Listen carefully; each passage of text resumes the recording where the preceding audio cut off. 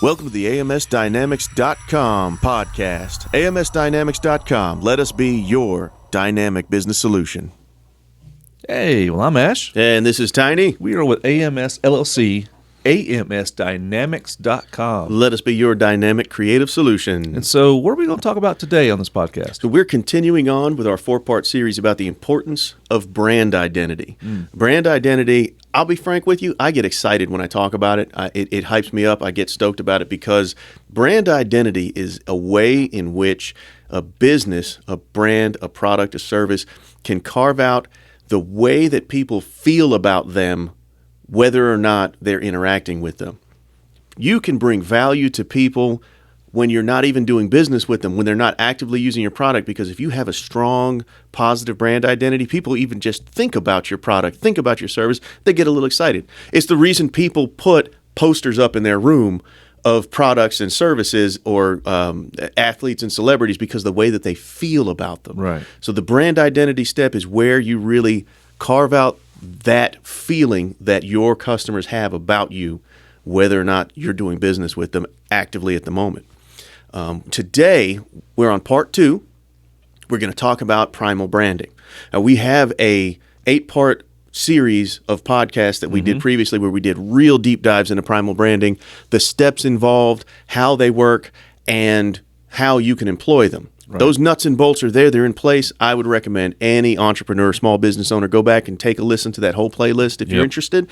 And definitely get a copy of Patrick Hanlon's book, Primal Branding. These concepts are Patrick Hanlon's. They're not ours, but we help businesses grow, market, and create their brand identity, and these concepts we definitely use. Right on. So I'll put a link in the show notes. For if you want to learn more about Patrick Hanlon's book, just give it a click and go get your hands on that book. That's a great book. I learned a lot from that. Yeah, yes, it's wild when you read the book, or even when you listen to our podcast and you start making connections of, wow, this stuff has been working on me my whole life. That's what got me. Yeah, The Primal Branding it hits these notes, and like I am a fan of certain things because it hits all those notes with me. And like I'm diehard. Yeah. In the desert, starving. Give me a Coke. If it's a Pepsi, I'd rather just starve to death. And I like Pepsi. Pepsi's good too, but I'm just a Coke red can holding my hand guy. Yes, and now you are able to interpret and articulate why. Yes. Why has this been happening to me? And so the Primal Branding, it works. It works on us, and it's always working on us. Do you remember in the 80s, Levi's? Levi's is a jeans company. Yeah. They make pants. Yeah. But you wouldn't think that they're employing Primal Branding. Do you remember in the 80s those posters of the different types of people who wear Levi's jeans? It was kind of caricature posters, like cartoons. There's the rocker, and he's got his guitar, and he's in his room, and he's rocking out, and he's wearing his Levi jeans, and the tag is there. They had a whole series. It was almost like a Cabbage Patch Kid or a Garbage Pail Kid kind of thing. These big time caricatures of characters.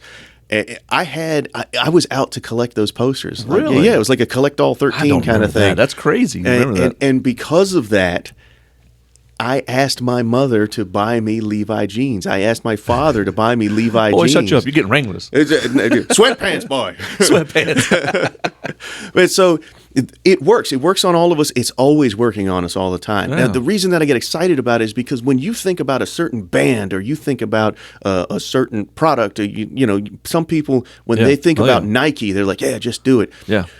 So real quick, let me run down before I get too deep into examples of how it's working. Sometimes we jump a little ahead because we get so excited about certain subjects. I get excited about this subject. I really do, because this is how you bring value to your community. Right. Whether or not you are actively serving them or providing them a product right then, you can still give them that feeling, and that brings value to the community, and that's what I get excited about. So, Primal Branding.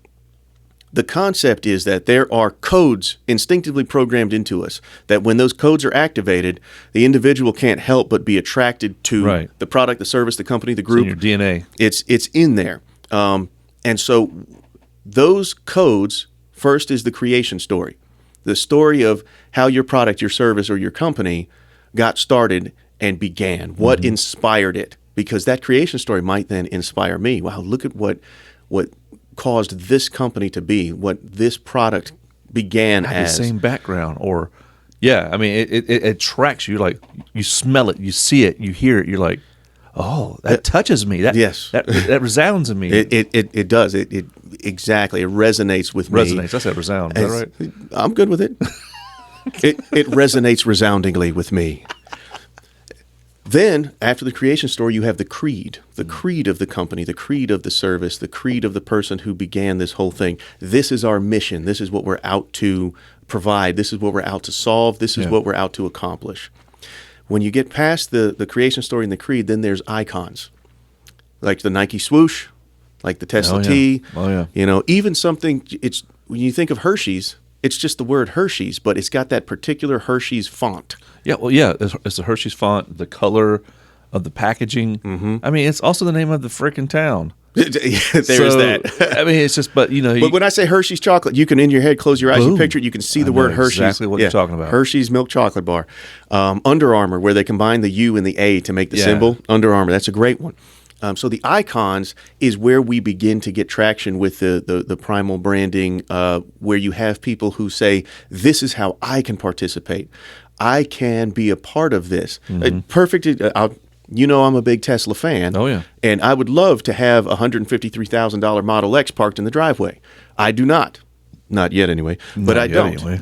But I can still, for Christmas, my mother got me a hat with a Tesla logo on it. Yeah, because that resounds, primal branding wise, that resounds with you. It resonates resoundingly with me. Dang, you keep saying that. But that Tesla T, you know, I can be a part of it, you know. People wear the Nike swoosh. They wear the Under Armour symbol. Mm-hmm. It's the way in which they can display, I align with the same values as the creed of this company.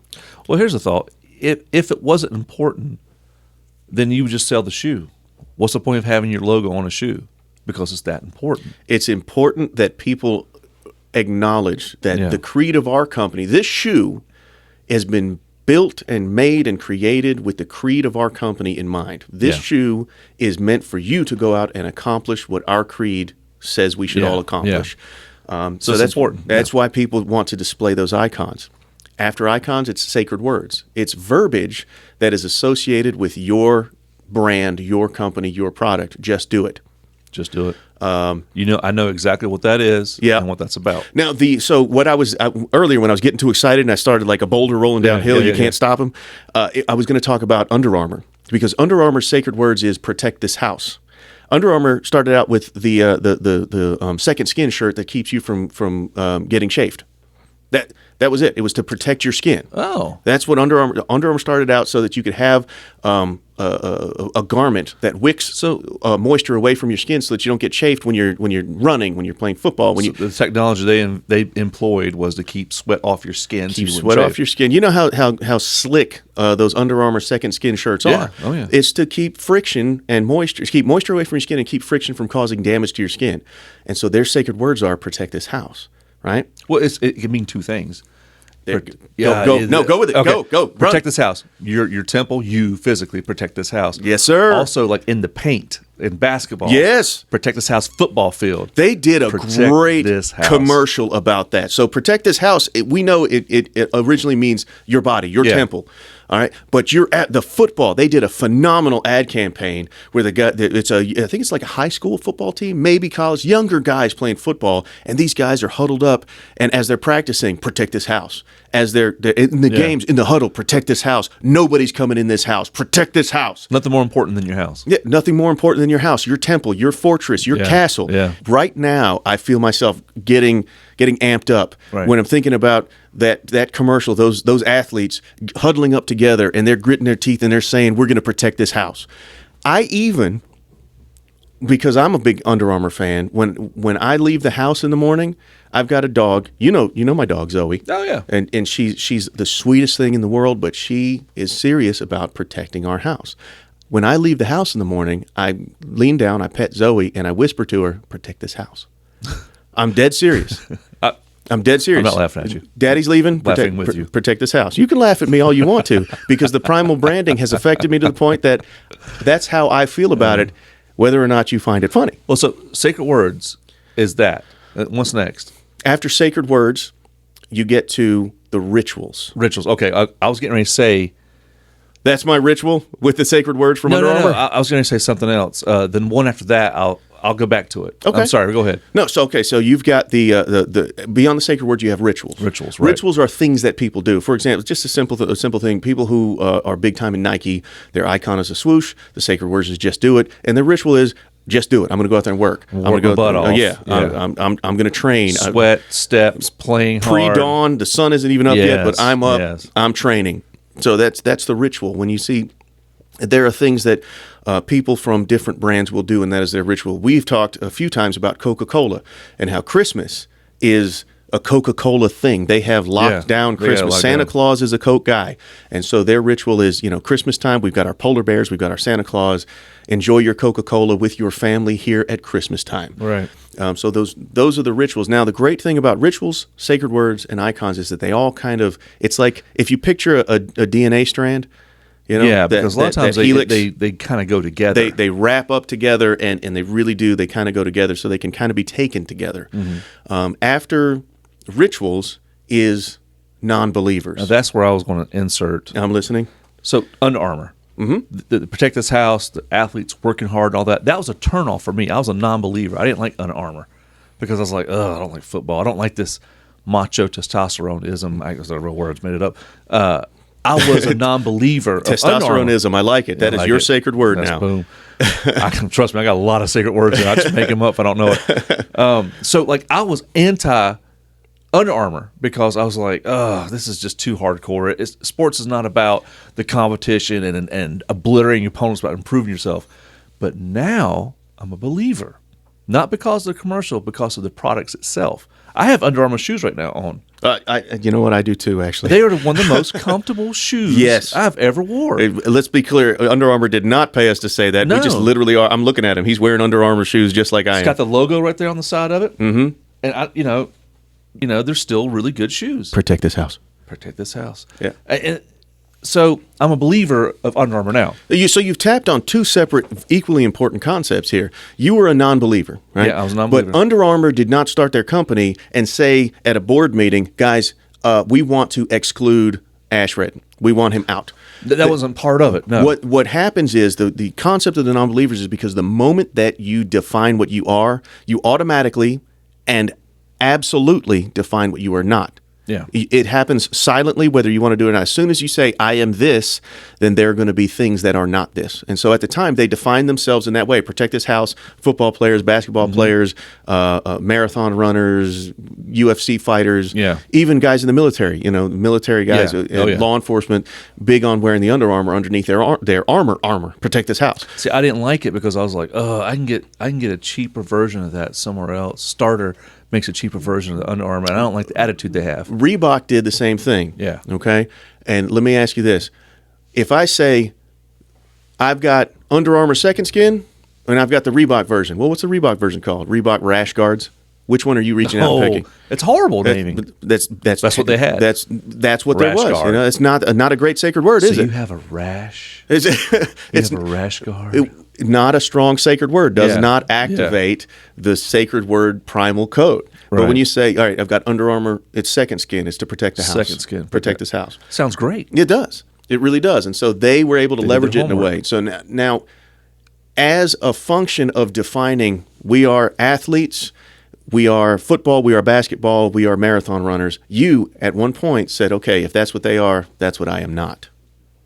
This podcast is brought to you by AMS LLC out of Greensboro, North Carolina. AMS LLC is a full-service business consultation firm that provides tax services, accounting, and bookkeeping and payroll. And then there's a division that Ash and I work in, AMS Dynamics. We provide creative solutions, including logo design, videography, photography, website, social media, anything that you need for your creative solutions for your business. That's right. On our website, if you go to amsdynamics.com and you want to book an appointment for any of those things or a consultation, check it out. Book now up top corner. Set up a schedule with us. Come on to the office, or we can do it via Zoom or by phone call or however is more convenient for you. And the website has a comprehensive list of all the services that we provide, along with a description of each one, and you can contact us and find out more information about it. Check out amsdynamics.com. So they did not set out to exclude you. Yeah. But you observed what their creed was and what their sacred words and their rituals were, and you said, that is not me. I'm a non-believer in this. But the second part, they took you from non-believer to believer because the sheer quality and function of what they were producing couldn't be denied. That's the second half of the creed, because in the creed of Under Armour, they believe in their mission to accomplish protect this house, we have to make products this good. And so you could not deny that. It fundamentally activated your primal code. You know what? Ding. I do believe in their creed. Oh, yeah. Which meant that when you see their icon, it goes, ding, I know that the quality of that product will meet this creed. And so I will commence the ritual of wearing these clothes and doing these things. So they took you from non-believer to believer because it couldn't be denied. They activated primal codes in you. Oh, yeah. I got a pair of shoes because, I tell you, where I was shopping at, I don't know what the real story is, but Nikes were so and so much. And the Under Armours, they looked like the shoe I really wanted to wear, but they were this much. I'm at the age now where it's like I'm not trying too hard to flaunt Nike. You know, back in the day. Yeah, you had to have the brand new. Yeah. Yeah. And so I'm like, I'm an older man now. Okay, those shoes look comfortable. I'll wear them. Bought them, put them on my feet, and I was like, oh my God, these are so far different than what I've worn Nikes my whole life. Yeah. I'm a Nike guy, right? Yes. Jordan, Kobe, all them cats. You know, I primal branded Nike because that's what Michael Jordan, of course. The icon, the sacred words. And now the price was better. The shoe is probably one of the best tennis shoes. I'll probably wear these. Actually, when I go out shopping for new ones here soon, I'm going straight and looking for Under Armour shoes just like this. I've done the same thing for years now. The old job in you work, we were Under Armours. Yeah. And it convinced me. And so I didn't like the commercials, the original branding. I didn't like the aggressive sports testosterone. The testosterone Sounds like a good spaghetti. Yeah, testosterone. Yeah, it really resounds with me. Put some cheese on it, he'll eat it. And so, yeah, that primal branding, it got me later than originally. It got me because you said the quality is there, and it is there.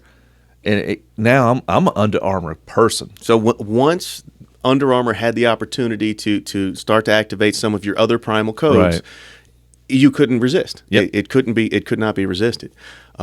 And so that's non-believers, and actually that's an excellent lesson in how new entrepreneurs and new small business owners can take non-believers and convert them into believers simply by living their creed unapologetically and without backing off from it. Don't back down from that creed. This is your mission. Make it happen. Yep. The final primal code is compelling leaders, and we can talk about Steve Jobs and Elon Musk and Bill Gates and Michael Jordan, Jeff Bezos, Michael Jordan, even leading that dynasty of the Bulls. And then converting that into being a business mogul. Speaking of Under Armour, isn't Dwayne Johnson the Rock Under Armour guy? Yep. So that's a compelling leader for. He has his own little section. Project Rock. Okay, and it's Under Armour sponsored. Yeah, Project Rock by Under Armour. And see, I believe in Dwayne Johnson. He seems like a nice guy. He works his tail off to get where he's at. The $7 production only has $7 in his pocket, and where he's at now. That's a primal branding thing as well. Subset of Under Armour. $7 Productions. Yeah. Yes. What did I say? I said that. You said $7. Same thing. Ish. Tomato, mater. But yes, I have another story about the whole Project Rock thing, but I'm not gonna beat that to death. Actually, yes, I am. See, The Rock is 6'5", 275 pounds, right? And the guy across the table from you is 6'5", 275 pounds. So you would imagine that Project Rock would have clothing in the appropriate size for a person the same size as The Rock, right? Yeah, and so they don't. Well, can't get them online because there's you big guys. Meanwhile, he's wearing his own clothes. So somebody is somewhere sewing these things up just for him. Because when I emailed Under Armour, they emailed me back in about 8 minutes, and they were like, no, we don't have those sizes. Why don't you try some other clothes? So The Rock is like, hey, get me 2 mediums and have somebody sew them together for me. Because he's a big dude. He is a big dude. He's small. I know. He's The Rock. I said we're the same height. Come on now. No, I'm saying. Like, yeah, y'all both 6'5", right? Yes. It'd be like Michael Jordan. He's 6'6", wearing size, 13 he wears. It's like him, having shoes that don't go up to size 10.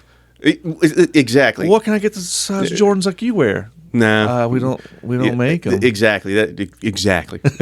So that, it almost made me a non-believer in Project Rock. I don't even bother looking at his new releases on Project Rock because I know that they don't have them in my size. I think I'm gonna buy some Project Rock and wear it around you. You know, it fits me, baby. So hold on a second. So because I'm an Under Armour fan and a Dwayne Johnson fan, you're gonna do that? I'm just that petty. Okay. Yeah, I'm starting to be a non-believer in you.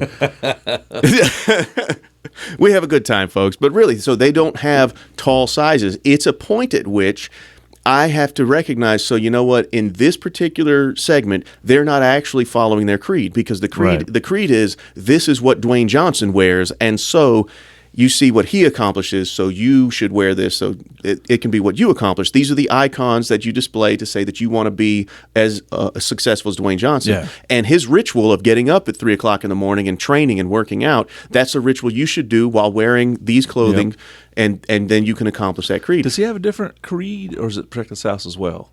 Like, is this subset Under Armour? It's I actually am not. I can't answer that because he has several different. He does a lot of several sayings. different sayings and sacred words. I mean, there's Team Bring It is one of them, but that may have been pre Under Armour. I can't remember. You're a rock fan, okay? But the fact is that here's this gentleman who is 6'5" and 275 pounds, if not more.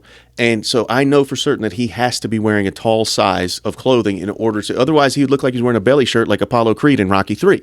But he doesn't look like that. That is such a specific reference. And my brain went, exactly. And if you don't, you know what? Google it, YouTube it, you're fine. Apollo Creed's belly shirt.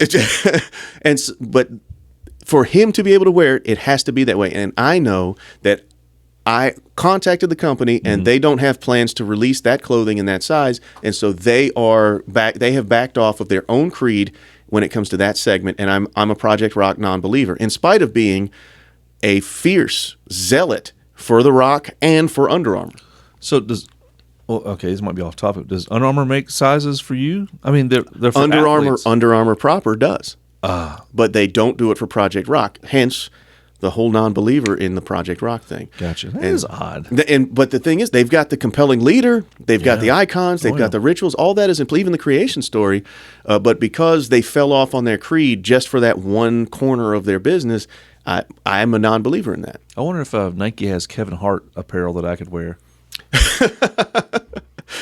You know what? Why don't you reach out to them, see what happens, let us know in the next podcast. Maybe have a But this shirt. is actually an important learning moment for our small business owners and our entrepreneurs, because that just a few minutes ago I said don't back down from your creed, because the creed is the source of it. You have your creation story to inspire people, but the creed is the source of your icons. The creed is the reason people want to display those icons. Well, it builds the trust. The creed, it builds the trust. It activates the primal code. The creed is where the rituals come from. You do these rituals to accomplish this creed. If you back down on your creed, if you waffle, if you fold at all on your creed, you start to lose the strength and the bite of the primal branding and activating those primal codes.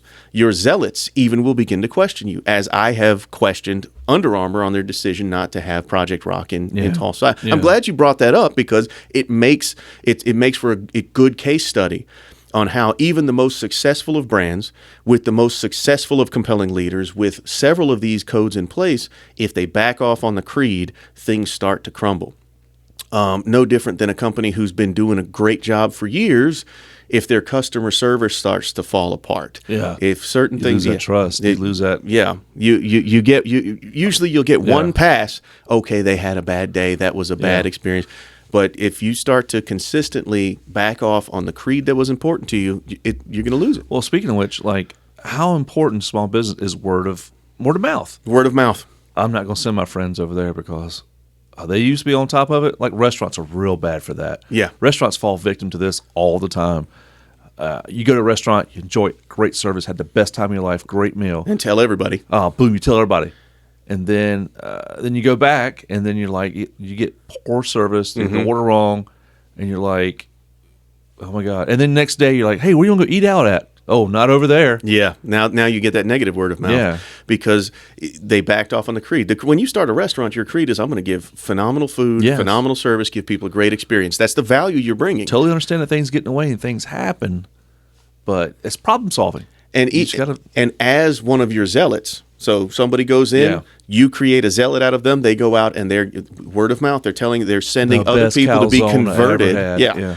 Nobody wants to be one of your zealots and have somebody come out and be like, "Hey, I went to that restaurant you told me about, and it was terrible." And people do that. People do that in regular conversation. Yeah. It's like attacking you. I'm like, are you kidding me? What'd you order? It feels personal. Yeah. Yeah. When did you go? You speak to Vinny back there? Who was your waitress? Who was your waitress? Yeah. Because you're like, I don't give away great places to eat unless I enjoyed it. Yeah. Unless you're a zealot. Yeah. Go over to Sloppy Joe's. It's great. You ever been there? No. Not me.